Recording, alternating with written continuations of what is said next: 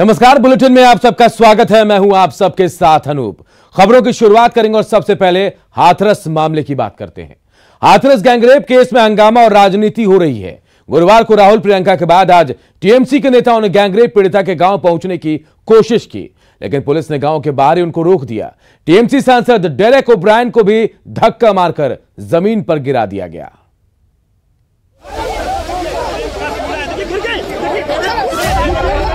लोकतंत्र में ये तस्वीरें बेहद स्याह हैं। विपक्ष के नेताओं के साथ ऐसा कतई नहीं होना चाहिए। देखिए इन तस्वीरों को। पहली तस्वीर गुरुवार की है, जब हाथरस जाने के लिए राहुल गांधी निकले, तब उनके साथ ग्रेटर नोएडा में धक्का मुक्की हुई। जबकि दूसरी तस्वीर शुक्रवार की है, जहां पीड़िता के गांव में जाने से रोके जाने के दौरान हुई धक्का मुक्की में डेरेक ओब्रायन गिर गए। अब ये हो क्यों रहा है, ये समझिए। पूरे मामले में अब पीड़िता के जो गांव है उसको पूरी तरह अब छावनी में तब्दील कर दिया गया है। लगातार गांव के हर चप्पे पर इतनी पुलिस फोर्स तैनात है, किसी को भी अंदर जाने की अनुमति नहीं है। पीड़िता के गांव में नो एंट्री है। क्यों नहीं जा सकते अंदर, क्यों नहीं जा सकते, क्या है? अधिकारियों का आदेश है, सबकी एंट्री बंद है। किसका आदेश है? क्यों मना कर रहे हैं लोग? डीएम साहब ने मना किया या कप्तान साहब ने मना किया? किसने मना किया? सभी अधिकारियों ने किया। नेताओं की एंट्री बैन कर दी गई है। देश में लोकतंत्र रहेगी, देश में लोकतंत्र है जी, लेकिन भाजपा लोकतंत्र को खत्म करना चाहता है जी। देश के नारी को भाजपा पर हल्ला बोलना चाहिए, क्योंकि माँ बहने बिटिया खतरे में है भारत में। अभी मीडिया पर रोक लगा दी गई है। यहाँ पत्रकारिता करता हूँ, मैंने आज पहली बार ये पुलिस की ऐसी घटना देखी है कि पुलिस ने मीडिया को बैन कर दिया पूरी तरह से। पत्रकारों को पूरी तरह से परिवार से बात नहीं करने दी जा रही। अब सवाल है कि पीड़िता के गांव में सबकी एंट्री पर बैन क्यों है। चलिए ये भी जान लीजिए। पत्रकारों को पूरी तरह से परिवार से बात नहीं करने दी जा रही है किसी भी तरह से। कल जो वीडियो वायरल हुई थी जिलाधिकारी की, उसके बाद से लगातार ये चीजें सामने आ रही है कि जिलाधिकारी पीड़ित परिवार पर दबाव बना रहे थे। उसी के बाद मीडिया जब उनका सहयोग कर रही थी तो मीडिया को पूरी तरह से अंदर जाने के लिए बैन कर दिया था। जब से डीएम का वीडियो वायरल हुआ है, तब से आला अधिकारियों ने चुप्पी लगा ली है। हालांकि डीएम ने पीड़ित परिवार को डराने के आरोपों का खंडन किया है। गांव में तीसरी बार शुक्रवार को भी एसआईटी की टीम पहुंची, लेकिन जांच किस दिशा में बढ़ रही है, इसको लेकर ना तो कोई अधिकारी अपनी जुबान खोल रहा है, ना ही किसी भी आम और खास को गांव में जाने दिया जा रहा है, जिससे कांग्रेस आग बबूला हो गई है। उनके परिजनों को धमकाने की कोशिश करी वहां के जिला कलेक्टर ने। मुख्यमंत्री जी और पूरे प्रशासन ने विपक्ष की आवाज को दबाने में कोई कसर नहीं छोड़ी। यूपी सहित देश के कई हिस्सों में प्रदर्शन हो रहे हैं। वहीं गांव के बाहर सियासी मजमा लगा है। समाजवादी पार्टी पहले से ही डेरा जमाए थी। उसके बाद टीएमसी और हिंदू महासभा के कार्यकर्ता भी धरने देने लगे। ऐसे में सवाल है कि क्या ऐसे ही मिलेगा इंसाफ? क्या सियासी शोर में दब नहीं जाएगा इंसाफ? विपक्ष को रोकने पर क्यों तुली है सरकार? और एसआईटी की रिपोर्ट आने तक धैर्य क्यों नहीं रखता विपक्ष? इंसाफ होने तक किसी को सब्र नहीं है। हर तरफ सियासी रोटी सेक रही है। हाथरस की बेटी की चिता की अग्नि पर भी। Bureau report, news 18 network. Hathras में हाई वोल्टेज सियासत क्यों, ये समझते हैं हम। तो देखिए, यूपी की योगी आदित्यनाथ सरकार ने इसके लिए एसआईटी का गठन किया कि जांच होगा और एसआईटी इसकी जांच करेगी। एसआईटी की टीम गांव में जाकर पीड़ितों से पूछताछ कर रही है। काम शुरू कर दिया एसआईटी ने। 3 सदस्यीय एसआईटी से सरकार ने 7 दिन में रिपोर्ट भी तलब की है। इधर हाथरस मामले को लेकर हंगामा और राजनीति भी खूब हो रही है। कल कांग्रेस नेता गए थे और आज मैदान में टीएमसी भी उतर गई है। यानी पूरी तरह से इस मामले को राजनीतिक रंग देने की कोशिश की जा रही है। बढ़ते अगर बात बिहार की करते हैं। राबड़ी आवास पर हंगामे का दौर जारी है। वर्तमान विधायकों के खिलाफ कार्यकर्ता मुखर हैं। राबड़ी आवास के बाहर कई विधायकों के खिलाफ कार्यकर्ताओं ने नारेबाजी की। हिलसा से विधायक शक्ति सिंह यादव और तरैया के विधायक के खिलाफ लोगों ने जमकर बवाल किया। कार्यकर्ताओं को शांत करने के लिए तेज प्रताप यादव को बाहर आना पड़ा, लेकिन कार्यकर्ता मानने को तैयार नहीं है। हंगामे का जायजा लिया हमारे सहयोगी रवि नारायण ने। टिकट को लेकर के घमासान जारी है और ये तस्वीरें राबड़ी आवास के बाहर के आपको दिखा रहे हैं, जहां पे नारेबाजी चल रही है जम करके और लोग अपने जिंदाबाद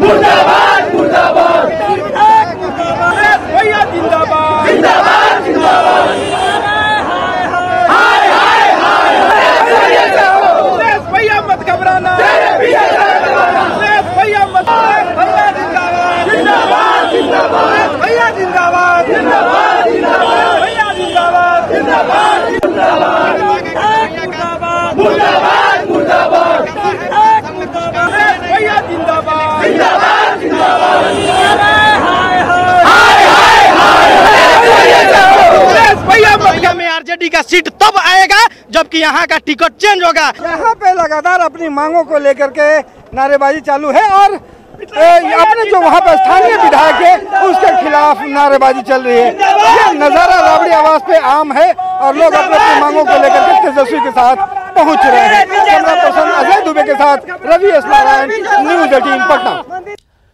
और आखिर हंगामा क्यों हो रहा है, जरा इसे भी समझते हैं। सूत्रों की माने तो महागठबंधन में सीट शेयरिंग हो चुका है। आरजेडी के उम्मीदवारों के नाम को अंतिम रूप दिया जा रहा है, यानी उम्मीदवारी पर जो फैसला लेना है वो आखिरी चरण में है। कोई भी नेता अपनी दावेदारी में पीछे नहीं रहना चाहता है। समर्थकों को साथ लाकर अपनी ताकत दिखाने की कोशिश की जा रही है, एहसास कराया जा रहा है अपनी ताकत का। हर उम्मीदवार तेजस्वी और राबड़ी से मिलने की कोशिश में है और ये पहला दिन नहीं है। इससे पहले भी लगातार कई बार हमने तस्वीरें दिखाई जब विरोध यहां राबड़ी आवास पर देखने को मिला है। इधर सीट बंटवारे पर माथापच्ची के बाद आखिरकार महागठबंधन में सीट शेयरिंग फाइनल हो गई है। सूत्रों के हवाले से खबर है कि पार्टियों के सीट बंटवारा हो गया। पार्टियों के बीच आरजेडी को 134 से 136 सीटें मिलेंगी, जबकि कांग्रेस 68 सीट पर चुनाव लड़ेगी। लेफ्ट पार्टियों को 29 सीटें मिलेंगी, जिनमें से 19 सीट सीपीआईएमएल को मिली है, जबकि सीपीआई और सीपीआईएम को 10 सीटें मिली है। वहीं मुकेश सहनी की पार्टी वीआईपी को 10 से 12 सीटें मिलेंगी और यह सीट आरजेडी अपने कोटे से देगा। और सीट शेयरिंग को लेकर बदलती सियासत के बीच नेताओं के बयान भी बदल रहे हैं। सुबह बिहार कांग्रेस प्रभारी शक्ति सिंह गोहिल के तेवर तल्ख थे। उन्होंने कहा था कि अगर तेजस्वी सम्मानजनक सीट नहीं देते हैं तो कांग्रेस हर परिस्थिति के लिए तैयार है और अपने दम पर चुनाव में उतर सकती है। लेकिन दोपहर बाद उनके तेवर नरम थे और नरम सुर में उन्होंने कहा कि महागठबंधन में सब कुछ ठीक है और मिलकर लड़ना वक्त की मांग है। लालू जी बड़े ही सुलझे हुए, बिल्कुल पॉलिटिक्स को बिल्कुल समझे हुए इंसान थे। उन्होंने देखा कि 2009 और 2009 एंड 2010 कांग्रेस के साथ गठबंधन तोड़ने पे बहुत बड़ा नुकसान सेक्युलर पार्टी को हुआ, आरजेडी को भी हुआ, कांग्रेस को भी हुआ। तो 2015 में लालू जी ने अपनी सूझबूझ से तुरंत गठबंधन कर लिया, 3 पार्टी का महागठबंधन बना लिया। बदकिस्मती से लालू जी आज जेल में हैं। गलत तरीके से उनको बहुत परेशान किया गया, बेल भी उनका नहीं होने दिया। जिस केस में बेल मिल ही सकता है वहां भी नहीं मिलने दिया। तेजस्वी भाई युवा चेहरा है, मेरे मानने में कहीं ना कहीं हमारे जैसे बिन अनुभवी लोग होते हैं, उनमें कहीं थोड़ा बहुत कोई गुमराह भी कर सकते हैं। डिले बहुत हुआ है। अब ये आरजेडी के पाले में है कि जल्द से जल्द जो बातें हुई हैं उसमें इधर उधर नहीं हो और तुरंत हो, ये मांग करते हैं। अभी कोई फाइनल स्टेज नहीं है, जब फाइनल होगा आपसे बात करेंगे। सभी पार्टी को साथ लेके चलना है, हमारी एक सोच की लड़ाई है। आगे एक फासिस्ट पार्टी है भाजपा, उसको हराना है, उसके साथ रहते लोगों को हराना है, तो मिलके लड़ना वक्त की मांग है। अभी बातें चल रही हैं। और शक्ति सिंह गोहिल के साथ साथ आरजेडी प्रवक्ता मृत्युंजय तिवारी के भी सुर बदल गए। सुबह उन्होंने कहा था कि अगर कांग्रेस तेजस्वी को छेड़ेगी तो आरजेडी छोड़ेगा नहीं, लेकिन बाद में वो भी पलट गया और उन्होंने कहा महागठबंधन में किसी तरह का कोई विवाद नहीं है। कांग्रेस पार्टी को हठधर्मिता छोड़नी चाहिए। बिहार कांग्रेस के प्रभारी है आदरणीय श्री शक्ति सिंह गोहिल जी, उनको शक्ति लगाना चाहिए बिहार की जन विरोधी एनडीए सरकार को हराने में। तो वो शक्ति लगा रहे हैं तेजस्वी यादव जी के ऊपर सवाल खड़े करने में। शक्ति सिंह गोहिल जी को बिहार की वस्तु स्थिति पता नहीं है। बिहार की 12 करोड़ जनता तेजस्वी यादव जी के नाव पर सवार है और इस नाव में जो छेद करेगा उसे जनता इस चुनाव में डुबा देगी। जो लड़ाई है उस लड़ाई को कमजोर ना करें। एक कांग्रेस के स्क्रीनिंग कमेटी के चेयरमैन आते हैं, वो 243 सीटों पर कांग्रेस लड़ेगी, ये बयान दे रहे हैं। शक्ति सिंह गोहिल जी हमारे नेता, राष्ट्रीय जनता दल के नेता विरोधी दल है। तेजस्वी यादव जी मुख्यमंत्री का चेहरा है। आप इस तरह का सवाल खड़े कर रहे हैं, इसका मतलब है कहीं ना कहीं आप किसी के इशारे पर काम कर रहे हैं, महागठबंधन की गांठ को कमजोर करने में लगे हैं। श्री राहुल गांधी जी, श्री तेजस्वी यादव जी बात कर रहे हैं और महागठबंधन में ऑल इज वेल होगा। कुछ लोग इसे कमजोर करने में लगे हुए हैं उसे जनता पहचानती है। और कांग्रेस पार्टी, अगर हमारे नेता विरोधी दल श्री तेजस्वी यादव जी जो मुख्यमंत्री का चेहरा है, अगर उस पर आंख तरेगी तो राष्ट्रीय जनता दल को अगर आपने छेड़ा तो फिर हम भी नहीं छोड़ेंगे। तो आपने कहा गठबंधन का गांठ, हमारा तो तेजस्वी यादव जी का बिहार की 12 करोड़ जनता के साथ इतना मजबूत गठबंधन है कि इस गांठ को कोई खोल नहीं सकता है। और कौन लोग क्या बयान दे रहे हैं उससे ज्यादा मतलब है कांग्रेस का जो आला कमान शीर्ष नेतृत्व है, श्री राहुल गांधी जी, श्रीमती सोनिया गांधी जी, श्रीमती प्रियंका गांधी जी, उससे हमारा शीर्ष नेतृत्व बात करेगा। सब चीज ऑल इज वेल है। तो महागठबंधन में सब ऑल इज वेल है। जरा इस खबर को भी समझने की कोशिश करते हैं। चुनाव को लेकर राजनीतिक गहमागहमी जो है बिहार में काफी तेज हो गई है और आखिरकार यह भी कहा जा रहा है कि महागठबंधन में सीट शेयरिंग फाइनल हो गई है और पार्टियों की कोशिश है कि उम्मीदवार घोषित किए जाए। सूत्रों की माने तो आरजेडी को 134 से 136 सीटें मिलेंगी और इसी बीच पल पल बदलते माहौल में नेताओं के बयान भी बदल रहे हैं। सुबह कुछ और बयान देते हैं और शाम में उसी बयान को बदलकर कुछ और बयान दे देते हैं। यानी सियासत जैसे जैसे बदल रही है, जैसे जैसे हालात बदल रहे हैं, बयान भी बदल रहे हैं। बढ़ते आगे, बिहार में 3 चरणों में चुनाव होने और पहले चरण के लिए 1 अक्टूबर से नामांकन भी जारी है। सूत्रों की माने तो महागठबंधन में सीटों को लेकर सब कुछ क्लियर हो चुका है, लेकिन सत्ताधारी पार्टी एनडीए में अभी सीटों का बंटवारा फाइनल नहीं हो पाया। हर दिन तीनों बड़ी पार्टियां बैठकें कर रही है, लेकिन अब तक कोई नतीजा नहीं निकल पाया है।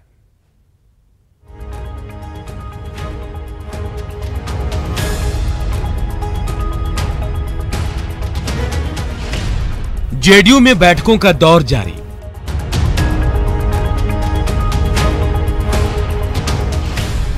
बीजेपी नेता कर रहे गुप्त मीटिंग।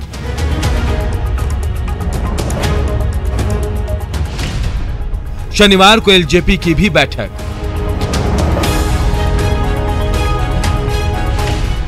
लेकिन सीट शेयरिंग पर फैसला कब? जेडीयू की बैठकें लगातार चल रही हैं। बीते कई दिनों से सीएम नीतीश कभी प्रदेश कार्यालय में तो कभी सीएम आवास में बैठकें कर रहे हैं। पार्टी के कार्यकारी अध्यक्ष अशोक चौधरी और जल संसाधन मंत्री संजय झा ने शुक्रवार को करीब 1.5 घंटे तक मंथन किया, जिसमें सीएम नीतीश कुमार भी शामिल रहे। वैसे जेडीयू नेताओं की माने तो सब कुछ जल्दी ही सामने आ जाएगा। काफी महत्वपूर्ण मुलाकात रही, क्या कुछ हुआ? कहीं ऐसे पार्टी के चुनाव को लेकर तैयारी को लेकर कैसे चुनाव के उस सब के चलते वर्चुअल कैसे मीटिंग होना है, उस सब पर चर्चा के लिए बुलाया था। और सीटों को लेकर सर जो जीत है कब तक? अभी वो बात करेंगे, समय आएगा बात करेंगे, समय आएगा सबको बता दिया जाएगा, कहीं कोई दिक्कत नहीं। बैठकों का दौर सिर्फ जेडीयू में ही नहीं चल रहा, बीजेपी के भी कई बड़े नेता लगातार बैठकें कर रहे हैं। शुक्रवार को गुप्त जगह पर मीटिंग हुई, जिसमें भूपेंद्र यादव, देवेंद्र फडणवीस, सुशील मोदी, संजय जायसवाल, राधा मोहन सिंह, नंदकिशोर यादव, मंगल पांडे सहित बीजेपी के कई और बड़े नेता शामिल हुए। हालांकि हमारी टीम वहां भी पहुंच गई। इधर केंद्रीय मंत्री रविशंकर प्रसाद की माने तो 3 सदस्यीय टीम मामले को देख रही है और जल्द ही सब कुछ फाइनल हो जाएगा। हमारे राष्ट्रीय अध्यक्ष जी ने 3-4 लोगों को अधिकृत किया है इस पूरे गठबंधन के संबंध में निगोशिएशन के लिए। वो बातचीत चल रही है, बातचीत जल्दी ही पूरी होगी और हमको पूरा विश्वास है कि एनडीए 2/3 बहुमत से जीतेगा। तीसरी बड़ी पार्टी एलजेपी संसदीय समिति की बैठक भी शनिवार को होगी। माना जा रहा है कि चुनाव से पहले पार्टी संसदीय बोर्ड की ये आखिरी बैठक होगी, जिसमें पार्टी अहम फैसला कर सकती है। चिराग बीजेपी नेताओं से लगातार मुलाकात कर रहे हैं, लेकिन अभी तक आम सहमति नहीं बन पाई है। समय कम है, ऐसे में एनडीए में शामिल पार्टियों पर जल्द ही सब कुछ फाइनल करने का दबाव है। जाहिर है सीट शेयरिंग का फैसला कभी भी हो सकता है। न्यूज 18 के लिए पटना से आनंद अमृतराज और साकेत कुमार के साथ दिल्ली से अमितेश सिंह की रिपोर्ट।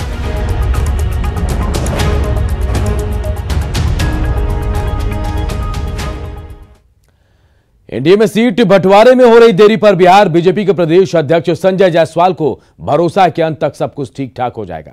चिराग पर उन्होंने कहा कि रामविलास पासवान की तबीयत ठीक नहीं है, इसलिए देर हो रही है। बीजेपी नेताओं के सीएम नीतीश कुमार से बिना मिले दिल्ली लौट जाने पर उन्होंने कहा कि मीडिया कयास लगाने के लिए स्वतंत्र है। उनसे बातचीत की हमारे सहयोगी रवि एस नारायण ने। एनडीए में सीटों को लेकर के जो मामला है वो सुलझता हुआ नहीं नजर आ रहा है। हमारे साथ बीजेपी के जो अध्यक्ष है वो है हमारे सर, सीटों को लेकर के कई बातें चल रही हैं, उलझता हुआ दिख रहा है, आखिर कब फाइनल होगा? सीटों को लेकर हमेशा बातें चलती हैं। चुनाव से पहले जाहिर बात है कोई एक गठबंधन है तो सभी दलों में आपस में विचार विमर्श होता है, आपस में सभी की अपनी अपने डिमांड्स होते हैं और एक जब समन्वय बैठ जाता है तो सबकी घोषणा हो जाती है। एनडीए की एक साथ शीघ्र घोषणा हो जाएगी और सभी दल मिलकर के चुनाव लड़ेंगे। कहा जा रहा है कि जदयू पीछे हटने को तैयार नहीं है, जैसे कि बीजेपी भी। आप लोग कुछ भी कह सकते हैं और आप कहने के लिए फ्री हैं। एनडीए गठबंधन पूरी तरह से एक है और हम सब दल एक साथ मिलके पूरे समन्वय के साथ शीघ्र आप सभी को बताएंगे। आप लगातार वादा तो करते रहे हैं लेकिन बावजूद जो है लोजपा जो है वो बातें नहीं, ऐसा कुछ भी नहीं है। माननीय रामविलास जी की थोड़ी सी तबीयत में दिक्कत होने की वजह से कुछ चीजें समय के साथ नहीं हो पा रही हैं, पर अब शीघ्र ही सब कुछ हो जाएगा। हम लोग ईश्वर से कामना कर रहे हैं कि रामविलास जी जल्दी स्वस्थ हो जाएं और ये सारी चीजें भी सॉल्व हो जाएंगी। जेडीयू नेताओं से क्यों नहीं बातचीत हो रही है? सभी से बातचीत हो रही है। मुख्यमंत्री से मिलने की बात हुई थी लेकिन बिना मिले हुए दिल्ली वापस लौटना पड़ा, क्या करें? आप से जो आपको गेस करना है कर लीजिए, पर क्या हो रहा है यह आप सबको पता चल जाएगा। और इस बुलेटिन में फिलहाल इतना ही, लेकिन खबरें लगातार जारी है। देखते रहिए न्यूज़ 18।